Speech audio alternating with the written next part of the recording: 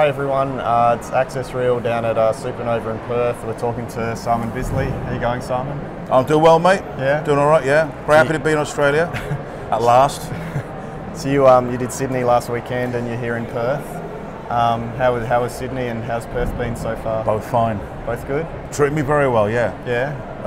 A little surreal, I have to say. I've been coming this kind of far from home to Australia. I've been invited about 4 or 5 times. Okay. And I think, man, it's just too far, you know. And when it dawned on me that I was actually ready to come to Sydney and come to Perth, I was getting a lot of knot in my stomach because I was actually thinking, I'm going to be so far away. I'm going to miss my family, you know. Yeah. And but I've not missed home at all. Okay. Everyone's so nice here. It's like I'm home from home, really. Right. Yeah. And you're getting a lot of commission requests. A lot of commission requests. Yeah, absolutely. Yeah, more than I suppose a lot of the fans, I mean, they're all grown up now. Yeah. And so they've been waiting for like probably 30 years. I'm not waiting for 30 years to meet me, but it's taken 30 years for me to eventually, you know, them to meet me in real life. Yeah. So they're coming here to tell me all their life stories, you know, and how they read 2000 AD and everything else, you know. So what a big family, you know. Yeah. And what are some of the common requests you're getting for commissions? Lobo, Judge Dredd, Lobo, all the ones. Like I said, as I'm back, as I could be in Britain, really. Yeah. Right. Same stuff. Yeah, it's much more British than it is Americanized. I think. I expect it to be more Americanized, but it's yeah. I got plenty of signatures and plenty of books to do. Okay. So I've been kept busy. Yeah. So you did some 2000 AD work in Heavy Metal magazine. But you've also done work in the US industry. Yep. How did you go moving from the UK to the US industry to get involved with Marvel and DC after you'd been doing some stuff at home? Well, it happened very quickly. When my ABC Warriors 2000 AD work was first published, almost immediately the American market, DC Comics got in contact with me, then shortly Marvel after that. Right. Even Disney wanted me to work for them. Oh, okay. And I said no. So I just thought, what I'm going to do is sit there like bloody drawing, all these animations and things, you know. But that would have been interesting if I'd gone with Disney. What would have happened then? I don't know. Do you know what they had you in mind for? I think they had me in for like just concept designs and etc. That would have been a good move actually. Yeah. If I had done it at the time. So maybe who knows. Yeah. But it turns out that I just ended up working for the American comic book market, and sort of all downhill from there, really. So now I'm here. Why comics? What do you? You know, sat at a table hustling fans for money for a drawing. You know, why would I like living in a giant mansion? You know. Yeah. In Disneyland, living the life. No, comics are a better meaning. This is a great life. This is a great life. I mean, we talk about it. You know, you sometimes think, oh, I've got to do this, I've got to do that. And sometimes, you know, it can be is just a job sometimes, you know. Yeah. But I'm thinking, well, I'm lying at bed. It's 1 o'clock in the afternoon, and no one's telling me to get out of bed. No. I'm just drawing pictures. I just got colour. I've got pens, moving it around a blank piece of paper, and then someone gives me money. Yeah. It's not bad, is it? Yeah, you're pretty good at it though. It's all right. What do you love about? Oh yeah, comics? it's got to be decent. It can't be just rubbish, can it? No, you got to do it. How about what? Comics. What do you love about comics? What do I love about comics? What do you think makes comics competitive with a movie or a TV show? Oh, it's not competitive. I think they become one and the same thing. I mean, I remember through the whilst I was much younger, and it was like films, comic books, games were all separate, but now they're just one entity. If you do a comic, you do a comic with the intention of it being a film or a computer game, even to an extent. They are they bear that in mind. If they make a movie, let's make the comic out of that movie, or they do a game. Oh, let's make that a comic. Oh, let's make that a film. So that's why everything's become one big boring old entity now. I think it's everything. A lot of movies now just look like video games, don't they? Yeah, sort of thing. So what do you think about all the movies hitting up the comics industry? I think it's good. It's very, very good. As long as Marvel, DC continue to produce good quality stuff, then that's good, all very well. But if you start like knocking out crap, you know, and just taking the money and running, that'd be a bad move. But it's fragile, I suppose. But the thing is, Marvel and DC got such a huge history of characters yet to do, so I'll never be bored of it. But I think it's a shame because I think I don't know. It's not. Nothing's a shame, right, is it? Actually, I don't watch these films. No? I just wait till I wait for a few years after they've come out, then I watch them. Oh, okay. So I can look at them from a different perspective. Actually, I watch them a lot on flights. So I always see these multi-zillion-pound action films with a fucking little screen like that. Yeah. Do you have any with one speaker working? You know what I mean? Do you have any favourites that they've done? It's usually wobbling like that. What? Do you have any favourites that they've Favourite what? Movies from comics, like Spider-Man 2 or... I like Spider-Man. Who's that English actor who plays Spider-Man? No, he is now. The current kid. What's that one? Tom Holland. Oh God, which one was it? Do you mean Andrew Garfield? I think, was it Andrew Garfield? The guy after Maguire. The guy after Andrew Garfield. Garfield. Yeah. Well, I love that film. It's darker, a little more gritty. I did enjoy that. Yeah. A lot more than the other ones. Right. I like Black Panther actually. But I've not seen the film. Yeah. But I like Black Panther as a character. Yeah. I always did. Even as a kid, I just thought he's so cool. Right. Just all black. He's a fucking panther. His white eyes, and everyone else is like, all elaborate. But he's just this motherfucker who just comes in, Right. I like Captain America a lot. The Captain America movies are very good. The films are good. I watched. What did I watch? Was it Endgame? Not Endgame. What the one before that? Infinity War. Infinity War. Yeah, I really enjoyed that. Yeah. You're thinking, the Hulk fighting. What's his face? That was good. All it was good. And I thought Thor came across in a lot more interesting way. I think. Yeah. The actor was pretty good in that part. I think that bit when he's on the spaceship, he's got all emotional. Oh yeah. That was a good bit of acting there, Right. So we should see more of that. But I just think Thor should destroy Thanos, shouldn't he? He's a god. Yeah, so is Thanos. Eh? Thanos. So, but it's fucking Thor. Oh no, fair enough. All right. I liked it when Hulk had a good old go there, didn't he? Yeah, he did. That's fucking great watching that. I do apologise, I'm a bit sorry. I'm getting so excited. No, that's all right. I'll go for it, mate. What about comics? Are you reading comics at the moment? No, I don't. No, I glanced through them. Yeah. Just look at the pictures. You don't have any. No. I have a look at and see what's going on. Yeah. Obviously. I'm talking about. No, I better not mention it. Okay. But I want to get back into the mainstream again and do some stuff for Marvel.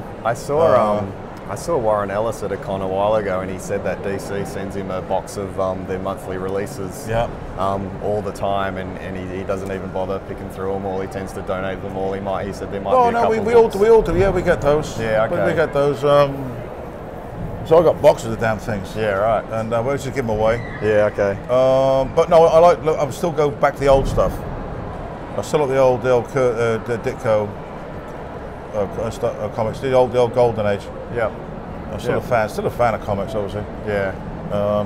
And are you a regular at conventions back home? No.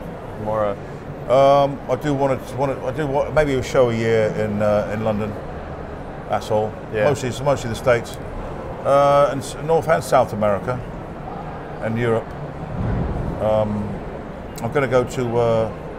Where am I going to? What about the big one? Have you done San Diego? I've done San Diego for years. Yeah. I think I did San Diego for like a 6 or 7 year run. Right. But then it's become really, really big. Yes. And it's become impossible. Do you still like it? What? Do you still like it, or is it just? I still like it, but I don't know. I'm not sure. I mean, I don't know. I'm more interested in the surrounding area and the people who go there, really. Yeah. But it's become it's just so hot. Yeah. It's so bloody hot, and having to get into the building. Many people in there. It's a nightmare. And when I used to first go to the show was just self-contained. What I'm saying is it didn't spill out into the streets like it does now. It used to be around the foyer area, just outside. Yeah. But now it's got past the railway track, and now it's actually it's like a zombie scene. Yeah. They're actually spilling out into the city now. Yeah. But they're not actually shopping or doing anything, or not even in the bars. They're just milling around. It's pushing up. I think they're using hotels. They're using hotels nearby. Oh yeah. And stuff. No, I mean just spilling out into the streets. Yeah. So it's like I'm trying to cross the tracks. It's like an old woman. You know what I mean? Clearly. But some people, it's like four row. It's four. It's 4 deep and miles around, and I want just people standing there. Yeah. And I think to myself, are they actually ever get into the show? So I'm sure some of them probably don't even make it to the show. No, they wouldn't. And once you're in there, you got to there, go on a raffle to get a ticket. You can't just buy a ticket. Well, it's a pretty. Yes, I know it's a bit strange because me and Kevin Eastman, we had to we dropped some stuff off. I was with him when he was going to set his stall up. Right. And it's like we drove under the underground docking area. We went in the building, and we went to get this ticket or the passes. But I said, no, you have to go there, to go there, to go there, to go there, to go and see him, to go and see her. If you go back downstairs at the end, and then you go a double back somersault, you know, speak 8 different languages or something, I don't know. But you have to jump through hoops just to get pass. Yeah, right. Like, go to that desk, then you go to that desk, and go to that, get that ticket to that desk, you'll put a star on it. The process is ridiculous. Yeah. Okay. All right, I don't want just to let you know, I'm not putting the show down, but it was, I'm sure it's better now. Big. No, what it is, that was a bureaucracy. Bureaucracy. Yeah. Some of these shows is ridiculous. Yeah. All right. Everyone's got a badge, everyone's important, you know. Everyone overdoes their job. You want to leave it now? Hey, I don't want to hold you up for too long. I don't give a crap. I know you've got commissions. I don't give a crap, mate. I much prefer talking to you than out there, that madness. Well, all right. Well, tell me, what are some of your other favourite runs? Like, for me, I like Transmetropolitan, Why the Last Man, Stormwatch, Planetary, all that sort of stuff. Do you like the... I don't follow runs. No? No. Okay. I'm dull, aren't I? That's the end of that question, isn't it? No, you just cut me right I'm just like a browser, like I pick and choose and read a bit here, read a bit there. What are some of the artists that inspired you? Why did you want to do it? Well, there was a comic book artist. It was Baron Winston Smith, John Buscema. Yeah.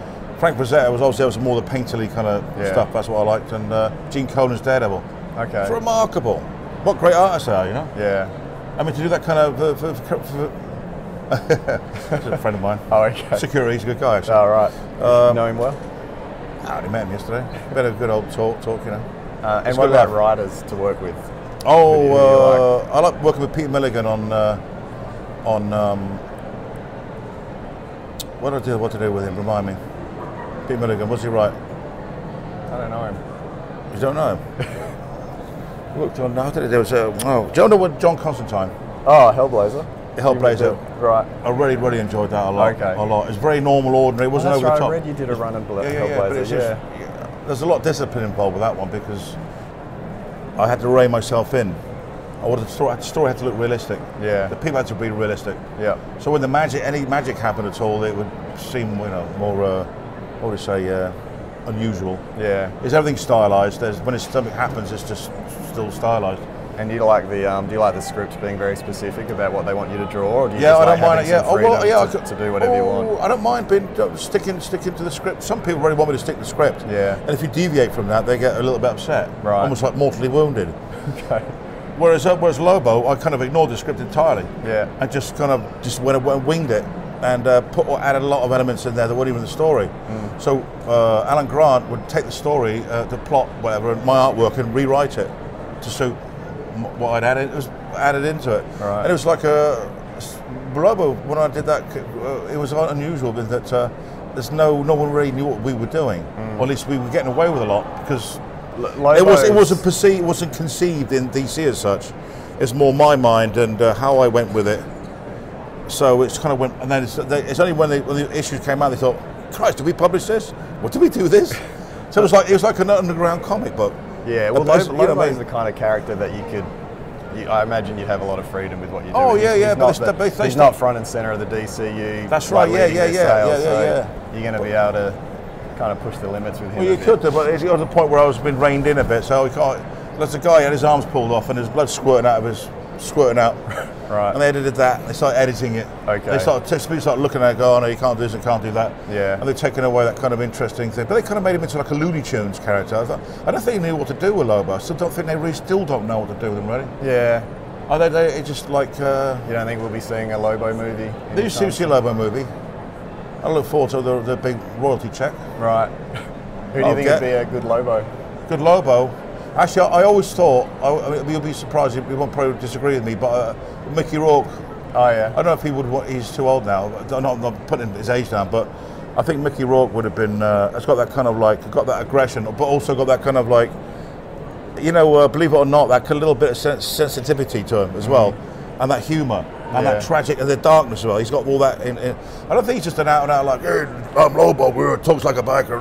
I think he's like that. I think he was probably. I would have thought he'd probably talk like Shere Khan from Jungle Book, right? And he's almost like spout off Shakespeare. I think he'd have to be quite educated, quite a well-educated character, actually, and very sinister and a complete psychopath. Well, no, I don't think he's so much psychopathic as there's no rules in space, is there? No. You can't get done for murder in space, so you can do what you like in space. I mean, if someone dies in space and you shot someone in space, are you responsible for their death? Because you're off the. Well, if you shot them, you are. Well, no, but you're not on the planet, are you? You're in space. There's a Green Lantern nearby that's going to. A Green Lantern? No. They're not going to shoot anyone in space. Depends what sector you're in. What sector?